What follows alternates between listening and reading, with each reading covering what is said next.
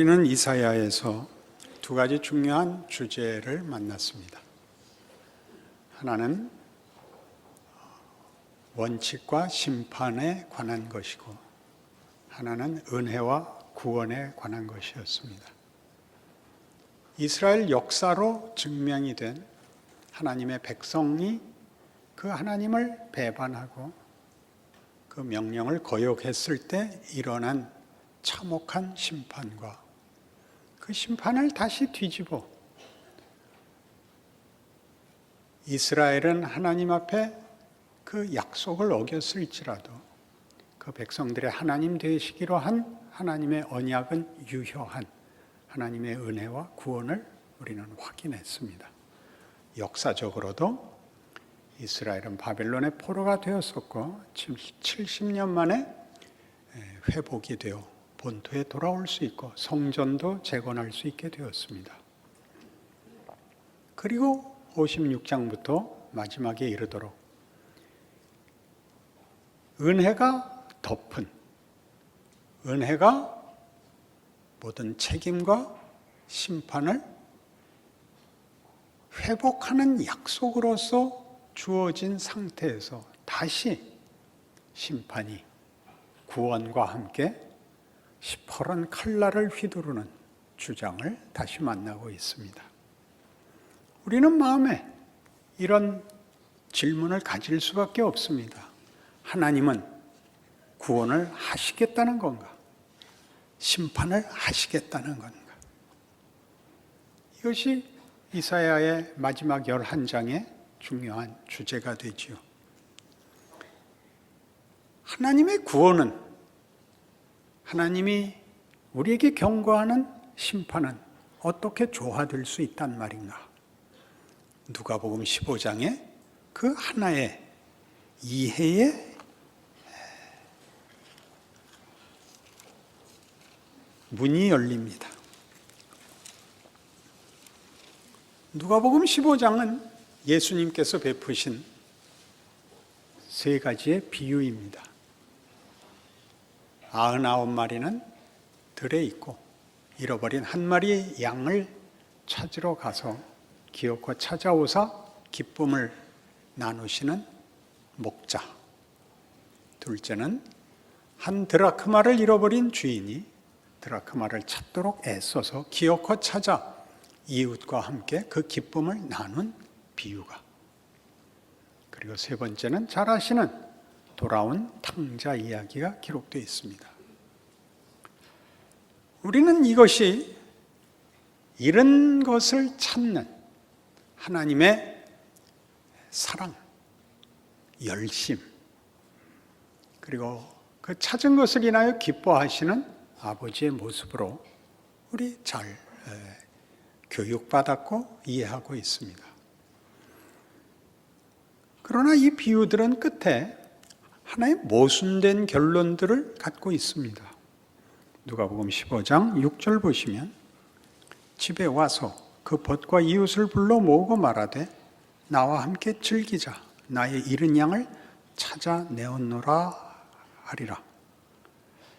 내가 너에게 이르노니 이와 같이 죄인 한 사람이 회개하면 하늘에서는 회개할 것 없는 의인 99으로 말미암아 기뻐하는 것보다 더하리라.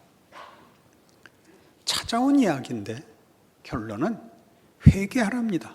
돌아오랍니다. 드라크마 이야기도 같습니다. 9절. 또 찾아낸 즉 벗과 이웃을 불러 모으고 말하되 나와 함께 즐거워하자. 잃은 드라크마를 찾아내었노라 하리라. 내가 너에게 이르노니 이와 같이 죄인 한 사람이 회개하면 하나님의 사자들 앞에 기쁨이 되느니라. 이게 찾은 얘기인지 회개한 얘기인지, 주인이 찾아낸 얘기면 은혜고 길을 잃은 자가 돌아와야 되는 것이면 회개의 문제가 됩니다. 전자는 은혜고 후자는 책임이 되지요. 이사야 내내 확인했듯이 우리가 책임을 지켜내지 못해서 심판을 받은 것 아닙니까? 그래서 은혜가 주어진 것 아닙니까? 은혜로 찾아놓고 다시 회개하라 그러면 이 구원은 은혜가 맞는 겁니까? 아니면 책임이 맞는 겁니까? 이렇게 묻고 있는 셈이 됐죠. 세 번째 비유는 앞에 것과 전혀 다릅니다. 찾아낸 아들이 아닙니다. 아들은 지발로 돌아옵니다. 앞에 비유와 일관성을 가지려고 저도 그렇게 교육을 받고 설교를 듣곤 했습니다. 아버지가 기다렸다.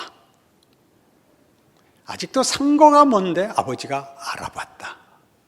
반겼다. 그래서 기다린 아버지가 됐죠.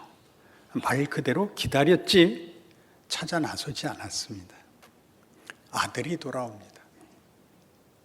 그래서 아버지가 기뻐합니다. 앞에 있는 두 비유와 마찬가지로 기뻐합니다. 잔치를 엽니다. 새 옷을 입히고 신발을 신기고 가락지를 끼웁니다. 큰아들이 돌아와서 이게 무슨 난리냐 묻죠. 하인들이 대답합니다. 당신 동생이 돌아와서 아버지가 기뻐서 잔치를 열었습니다. 아버지가 나와서 권합니다. 이 기쁨을 함께 하자. 큰아들이 대답합니다. 전 못합니다. 아버지 재산 다 갖고 나와서 탕진하고 돌아온 아들을 위해서 잔치를 벌인다 말입니까? 그럼 난 뭡니까?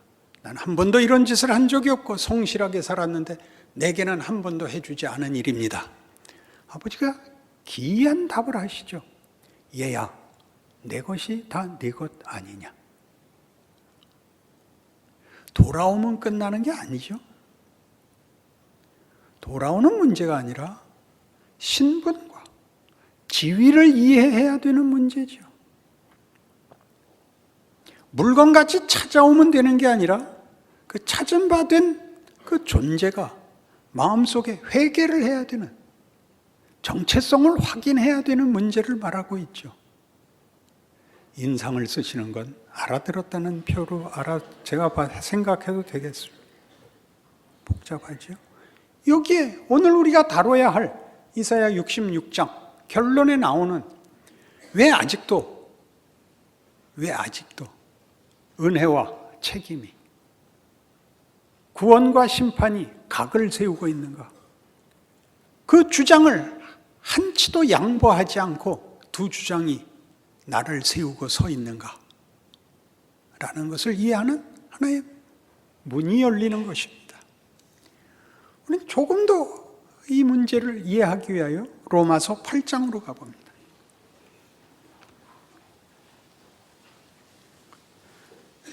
로마서 8장 15절입니다. 너희는 다시 무소하는 종의 영을 받지 아니하고 양자의 영을 받았으므로 우리가 아빠, 아버지라고 부르짖느니라.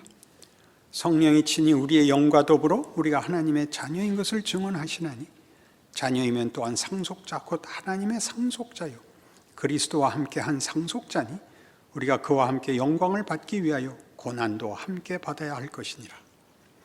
중요한 단어가 나오죠. 너희는 공포에 질릴 이유가 없다. 이렇게 나옵니다. 구원과 심판을 얘기하고 은총과 책임을 비교하면 그때의 책임, 그때의 심판에 따라오는 것이 뭡니까? 공포죠. 공포입니다. 그러나 그 관계가 책임을 묻는 것이 심판을 위한 것이 아니라 부모와 자식의 관계와 같은 관계 속에서 일어나는 책임을 묻는 것이라면 그것은 자격을 묻는 것이 아니라 정체성이 가지는 명예를 격려하는 것이 된다. 이렇게 등장합니다. 너희는 두려워하는 자가 아니다. 너희는 사랑을 입은 자고 영광으로 인도되고 있다. 그렇게 얘기를 하죠. 좀 더 읽어볼까요? 생각하건대 현재의 고난은 장차 우리에게 나타날 영광과 비교할 수 없도다. 피조물이 고대하는 바는 하나님의 아들들이 나타나는 것이니 피조물이 허무한 데 굴복하는 것은 자기 뜻이 아니요 오직 굴복하게 하시는 이로 말미암음이라. 그 바라는 것은 피조물도 썩어짐의 종로로 단 데서 해방되어 하나님의 자녀들의 영광의 자유에 이르는 것이니라. 하나님의 자녀들의 영광의 자유. 자유란 책임에 전제되어야 할 조건입니다. 책임이 자유 없이 요구되는 것을 공갈이라고 합니다. 그래서 공갈입니다. 성경은 우리에게 공포를 말하지 않습니다. 하나님은 우리의 아버지가 되시고 우리는 그의 자녀로 부름을 받습니다. 책임은 더 이상 자격의 기준이 아니라 명예와 기회가 됩니다. 하나님이 우리에게 요구하는 모든 책임은 여기에 있는 바와 같이 영광으로 가는 우리의 자유를 격려하고 있습니다. 이 일은 에베소서 1장에 가면 이렇게 더 분명하게 창조 전체에 대한 이해를 촉구하는 성경의 설명으로 되어 있습니다. 에베소서 1장 3절 찬송하리로다. 하나님 곧 우리 주 예수 그리스도의 아버지께서 그리스도 안에서 하늘에 속한 모든 신령한 복을 우리에게 주시되 곧 창세전에 그리스도 안에서 우리를 택하사 우리로 사랑 안에서 그 안에 거룩하고 흠이 없게 하시려고 그 기쁘신 뜻대로 우리를 예정하사 예수 그리스도로 말미암아 자기 아들들이 되게 하셨으니 이는 그가 사랑하시는 자 안에서 우리에게 거저 주시는 바 그의 은혜의 영광을 찬송하게 하려는 것이라. 창조는 하나님의 기쁘신 뜻으로 우리를 하나님의 영광의 찬송이 되게 하는 것입니다. 하나님의 영광을 드러내고 그 영광의 꽃이 우리가 됨으로써 우리가 하나님의 영광을 찬송하는, 하나님의 영광이 우리에게 감사가 되고 우리에게 자랑이 되고 우리의 기쁨이 되어 우리가 그 찬송이 되는, 하나님의 영광이 우리의 영광으로 증거되고 그 목적과 뜻이 꽃 피어나고 모든 하나님의 형상을 닮은 피조물, 그의 사랑을 입은 자녀들의 내용과 지위와 실력에서 아름다움의 충만으로 꽃 피어나는 것으로 창조가 목적되어 있다고 얘기합니다. 그런데 이 모든 목적이 예수 그리스도라는 단어로 거듭 예외 없이 모든 것이 예수 그리스도로 묶입니다. 다시 볼까요? 그리스도의 찬송하리로다. 하나님 곧 우리 주 예수 그리스도의 아버지께서 그리스도 안에서 하늘에 속한 모든 신령한 복을 우리에게 주시되 곧 창세전에 그리스도 안에서 우리를 택하사 우리로 사랑 안에서 그 앞에 거룩하고 흠이 없게 하시려고 그 기쁘신 뜻대로 우리를 예정하사 예수 그리스도로 말미암아 자기 아들들이 되게 하셨으니 이는 그가 사랑하시는 자 안에서 우리에게 거저 주시는 바 그의 은혜의 영광을 찬송하게 하려는 것이라. 이렇게 됩니다. 이 목적은, 이 뜻은 예수로만 완성이 됩니다. 예수로만 완성이 되는 이 일, 우리가 하나님의 영광의 찬송이 되는 이 일, 그 일을 이루는 하나님의 지혜와 능력이 예수 안에서 역사 속에서 실현되어 우리를 또한 우리의 실존 속에서 만들어내는 이 일, 이것이 하나님의 꿈입니다. 창조의 꿈입니다. 우리는 이사야가 왜 하나님의 비전이라는 이름을 달고 나왔는가? 첫날부터 궁금해했어야 맞는 겁니다. 우리 목사님은 얼마나 깊은 준비 속에 이사야를 시작했는가? 이제야 그 답이 나오다니. 그죠? 하나님의 꿈입니다. 이 하나님이 예수 안에서라고 얘기하는 것은 뭘까요? 예수를 믿으면 이라는 한국교회에 소개된 예수를 믿는다는 말은 아직 그 본질을 다 충만히 드러내지는 못한 듯이 보입니다.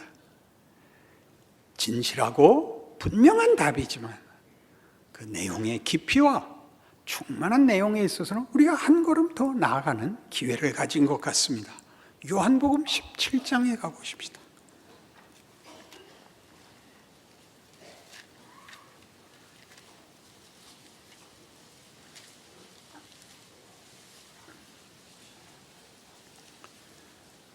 요한복음 17장 16절 아닙니다. 17장 18절 아버지께서 나를 세상에 보내신 것 같이 나도 그들을 세상에 보내었고 또 그들을 위하여 내가 나를 거룩하게 하오니 이는 그들도 진리로 거룩함을 얻게 하려 함이니이다.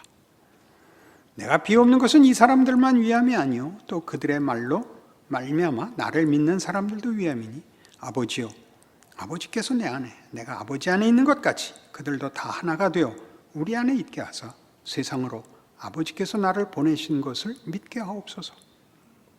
내게 주신 영광을 내가 그들에게 주었사오니 이는 우리가 하나가 된 것 같이 그들도 하나가 되게 하려 함이니이다. 곧 내가 그들 안에 있고 아버지께서 내 안에 계시어 그들로 온전함을 이루어 하나가 되게 하려 함은 아버지께서 나를 보내신 것과 또 나를 사랑하심 같이 그들도 사랑하신 것을 세상으로 알게 하려 함이로소이다. 아버지여 내게 주신 자도 나 있는 곳에 나와 함께 있어 아버지께서 창세 전부터 나를 사랑하심으로 내게 주신 나의 영광을 그들로 보게 하시기를 원하옵나이다. 예수님의 기도는 성부 하나님과의 긴밀한 연합과 그 연합이 사랑으로 묶여진 관계인 것을 설명하고 있습니다. 그리고 우리를 그 관계, 그 연합, 그 지위로 초대하고 있습니다. 하나님이 그 아들을 보내어 우리를 불러 하나님의 아들을 세상에 보내신 것을 그리고 그리하여 아들이 아버지의 영광을 아버지가 그 아들을 영화롭게 하고 있다는 것을 우리 보고 보라고 합니다. 세상에 보낸 것이 무엇이죠? 하나님을 거부하고 외면하고 저항하는 세상에 하나님이 그 아들을 보내십니다. 그러니까 하나님의 사랑은 말로 하고 선언하고 권력과 힘으로 압제한 사랑이 아니고 우리를 사랑하심을 외면, 무지, 거부, 패역 속에 보내어 하나님이 당신의 사랑을 증명한 사랑입니다. 히브리서 5장 8절 같이 그가 아들이시라도 받으신 고난으로 말미암아 순종함을 배워서 온전하게 되는 이 놀라운 성육신의 과정. 하나님이 우리를 사랑하사 오셔서 우리의 무지와 조롱과 우리 손으로 행한 고난과 죽음을 감수하는 방법, 그 모든 것을 뛰어넘는 그런 것으로 방해받을 수도 타협할 수도 없는 하나님의 사랑을 증명한 그 사랑을 예수에게 증언하는 것입니다. 예수로 증언하는 것입니다.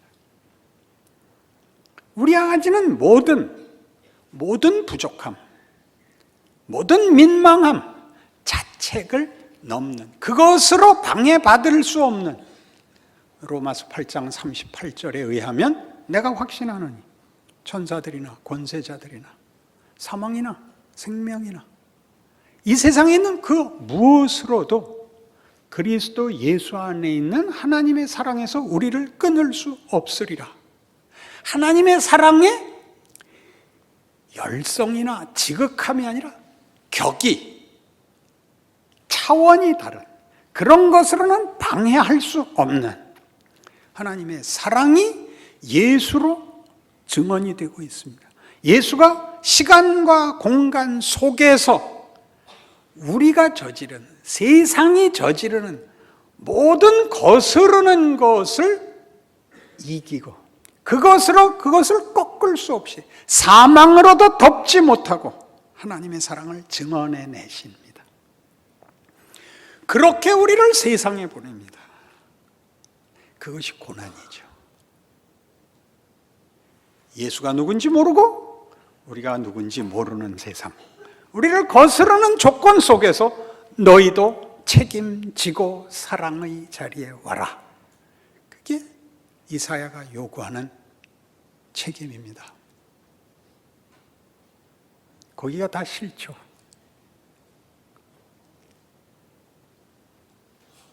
여러분이 이 인생을 살아보면 성경이 한 이 말씀을 늘 기억하면서 신앙생활을 해야 됩니다.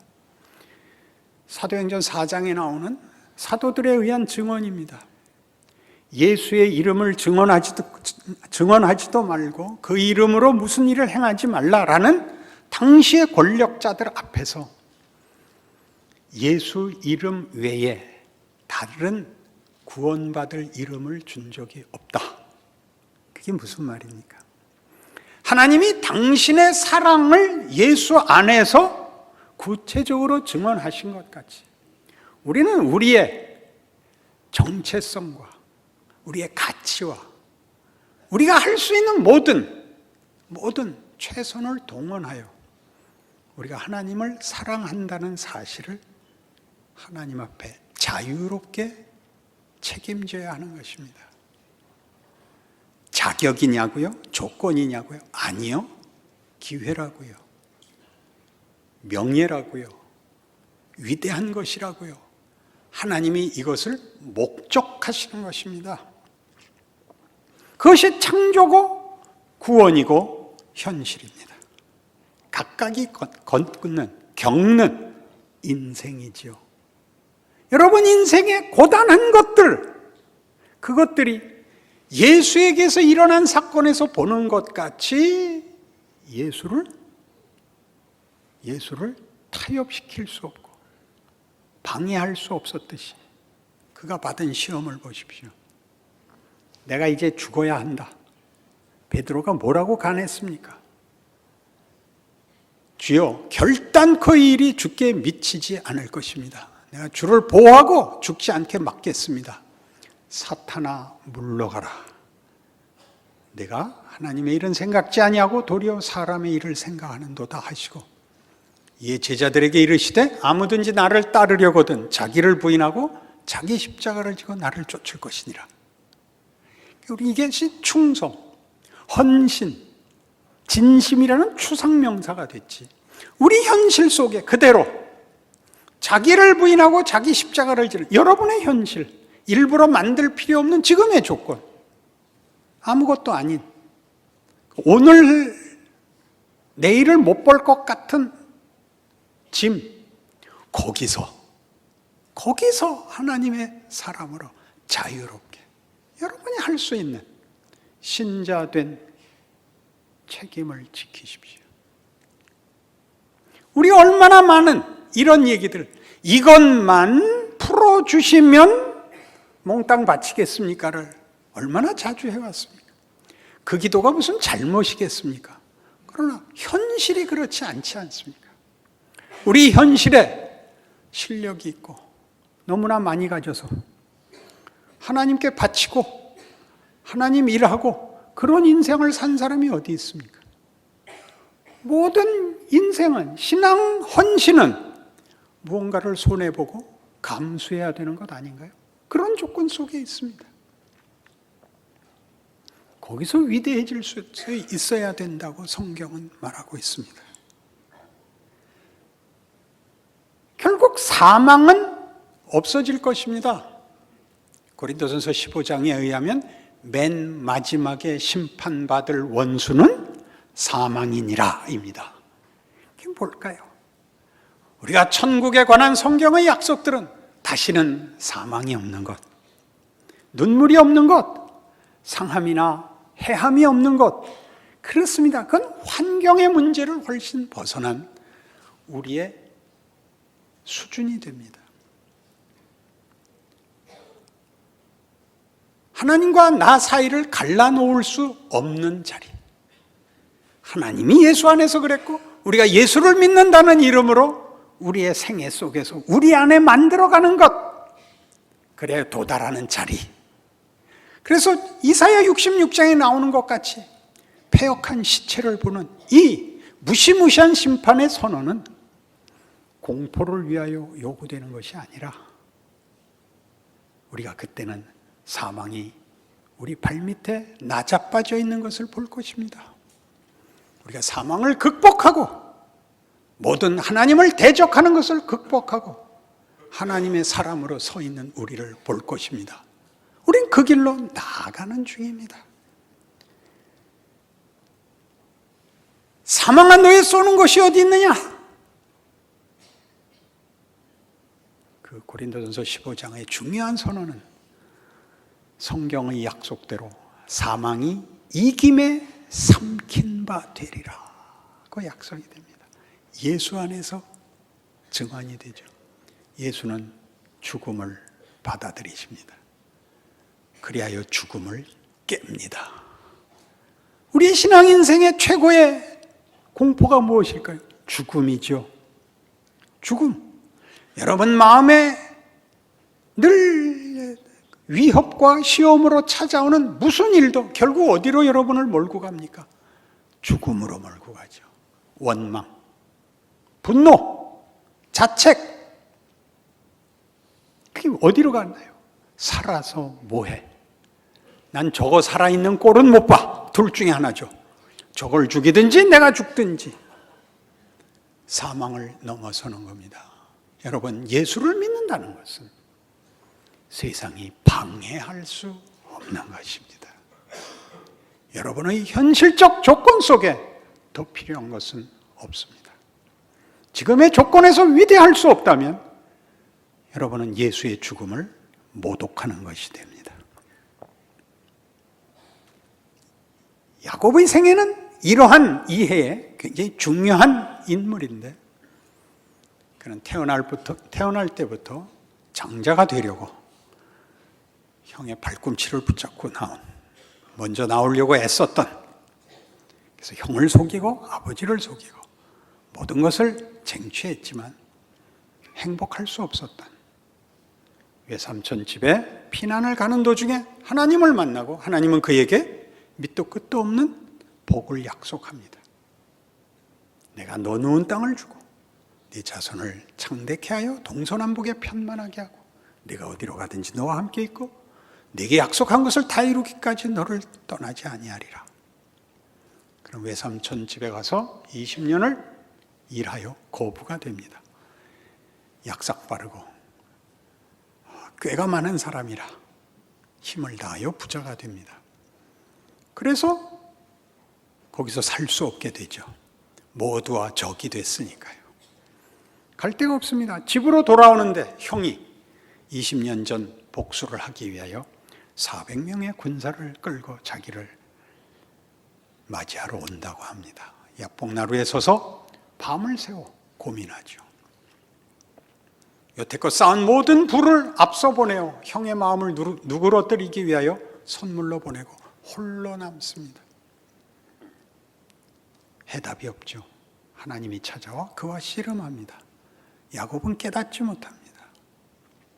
날이 세려하자 씨름하던 하나님이 그를 치고 나 간다. 최후 통첩을 합니다. 야곱이 붙잡고 늘어집니다. 축복하지 않으시면 보낼 수 없습니다. 아직도 복을 달랩니다. 그의 생애가 무엇이었는지 이해하지 못하고 있습니다. 하나님이 묻죠. 내 이름이 무엇이냐? 야곱입니다. 약탈자입니다. 사기꾼입니다. 하나님의 답은 대단히 놀랍습니다. 다시는 내 이름을 야곱이라 부르지 마라. 너는 이스라엘이다. 하나님과 겨루 이긴 자이다. 뭘 이겼을까요? 부모는 자식을 이길 수 없는 법이다. 너는 내 자식이다. 너 어디 가서 나는 약탈자다. 나는 천하 고아다. 내 손으로 나를 지켜내야 된다. 그딴 소리 하지 마라. 내가 네 아버지다. 알아들었느냐? 여러분.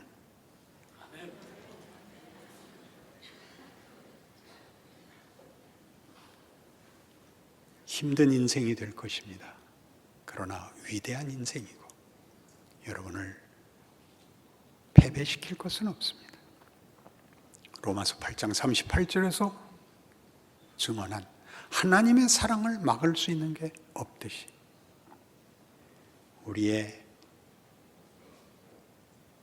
자유와 사랑과 책임과 영광을 막을 수 있는 것도 없습니다.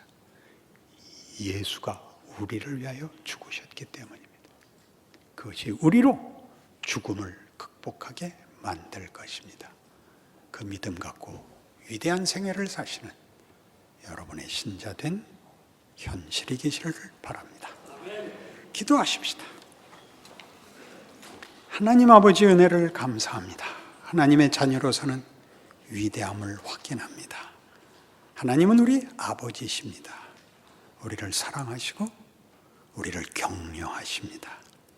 우리도 힘을 다하여 성경의 요구와 같이 마음을 다하고 뜻을 다하고 성품을 다하여 하나님을 사랑하겠습니다.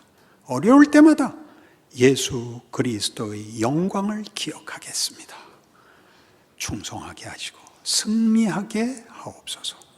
예수님 이름으로 기도합니다. 아멘.